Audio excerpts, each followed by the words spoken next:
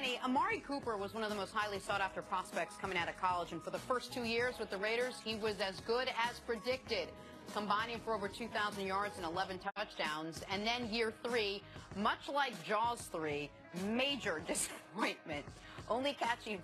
Glad that cracked you up, Jenna. One person in America needs to laugh at that reference. It was the worst movie. Only catching 48 passes and struggling with drops. Raiders head coach John Gruden said, quote, "We need him to be the player he was the first 2 years." Chris, can Amari Cooper turn it around next season? Can he turn it around? Absolutely. Will he turn it around? Will he? That's got a better chance than Jaws. Yeah. That was a terrible movie. I'm just saying, she put that out there.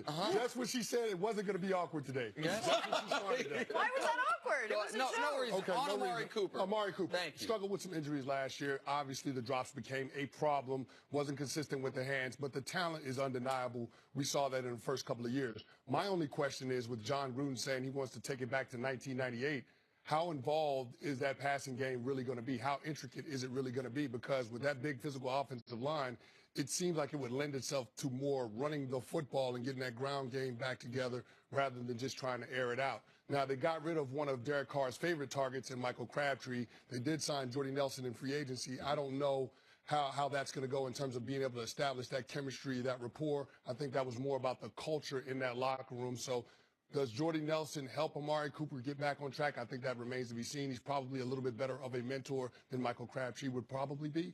But in terms of getting Amari Cooper back to being a 1,000-yard receiver, a Pro Bowl caliber receiver, I think it has to do with making sure that he has his confidence as a receiver and that he can get himself physically able to be on the field every single week and be productive. I think that's the biggest concern with Coop, is making sure that he's healthy. Yeah, Amari is like a lot of young wide receivers. They might have some type of success initially, but the game is moving too fast for him. Amari, he should be one of the perennial Pro Bowl players, especially with Carr as his quarterback, so he doesn't have that excuse. Amari's problem is he's just putting too much pressure on himself. He is the total opposite of what you think a wide receiver should be. He's one of the hardest workers in the building. He is not a me type of guy. He comes from Alabama. How did he get to Alabama? By Miami of Florida, Northwestern High School. You don't leave Miami and go to Alabama looking for the easy way out. Now, he was only a 3-star recruit because he fractured his hip when he was a junior, so Nick Saban was able to get him. But if you look at, he is out of the same cloth of Julio Jones. He's not the physical specimen that Julio is, and Julio never really struggled with the drops there. So Amari, his problems are correctable. So Gruden is right.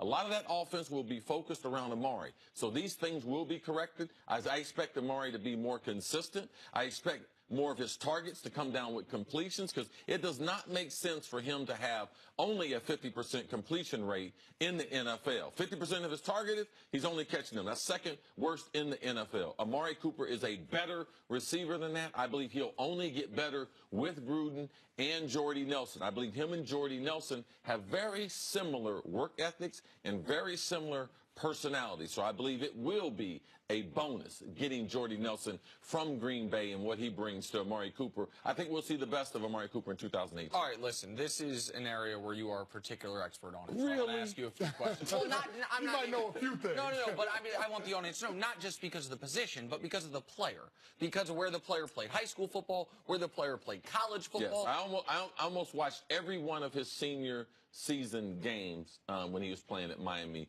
Northwestern. That's in high school before he goes and plays for your friend Nick Saban. Like, so there's players from Florida that go to Alabama that play this position. It doesn't get more in your wheelhouse than this. So, Yes. So explain this to me. Why would a guy with this level of talent deal with drops? I know you said it's more mental, but take us into the wide receiver's brain. Like, I know you told me, everyone talks about Odell on the boat trip, and you and I have talked that if Odell doesn't drop that first pass, that maybe that entire game goes differently for him. So take us into a wide receiver's mind for a minute on this, like how the drops, the first thing that I would do, if I was John Gruden, I would get Amari's eyes checked, because I know he is a hand catcher. He has soft hands, and he's had success at every level he's been at. He's never had as many drops that he's had since he's been in the pros. So for me, it's not a skill thing. It's not a technique thing. To me, I don't believe he's picking up the ball. You can see the ball get on top of him. He misses a lot of easy balls. And you can see sometime in the film, he said, man, is that the sun? You could see him having problem with his eyes. So for me, the first thing I would check, like we did with Jake Reed in Minnesota, was we got his eyes checked to make sure that his, not glasses, but if he has some type of weakness in one of the eyes that prevents him from picking up the spin of the ball, and that becomes very, very important.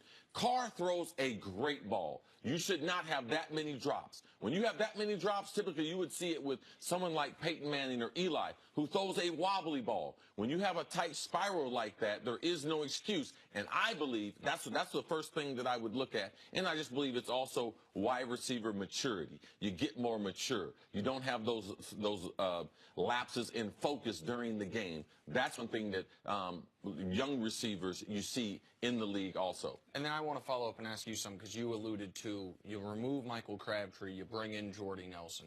For the players in the locker room, like, I think, is Crabtree and Nelson about equivalent players? Crabtree maybe a little bit better at this point in his career. Yeah. Nelson post ACL.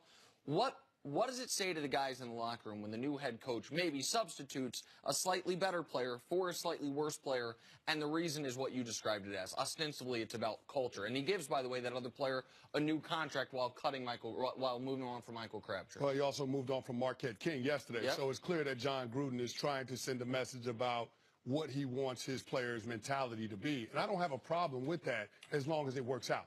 And that's a risky gamble to take, especially when you cut your quarterback's favorite target. Derek Carr, that's clearly his favorite target over the past year and a half. So when you start getting rid of those type of players in the production that Crabtree brought to that team, you better be able to replace it. And that's where I think Amari Cooper steps in, to your point, CC. Jordy Nelson being there and being more of a mentor for Cooper to try to get him back on track, because the talent to me is undeniable. His skill set is there. It's just a matter of making sure that he's healthy and that he's confident. Yeah, Amari Cooper has the personality of someone like Larry Fitzgerald, A.J. Green, and Julio Jones. He is not the type of person. He needs help and assistance and guidance, but he's not the kind of wide receiver who needs a mentor. He's got his life together. He's very, very mature. Started at Alabama as a freshman and went on to start 3 straight years there. National championship. So he has the type of maturity and focus that you want. And he left after his true junior year, correct? Yes. Yeah, he's still a very young That's what I was going to say. People forget that ages matter here. Some guys leave Alabama at 24. You know, when Amari came into the league, if I remember correctly, he was the youngest player in his draft class, or the second youngest player. So even though he's going into year 4, he's still a very young player, which people got to remember. I heard that middle school and secondary schools in Alabama are really tough. Kids, they have a hard time getting through that sometimes. We'll see you a little bit later in the show. Yeah.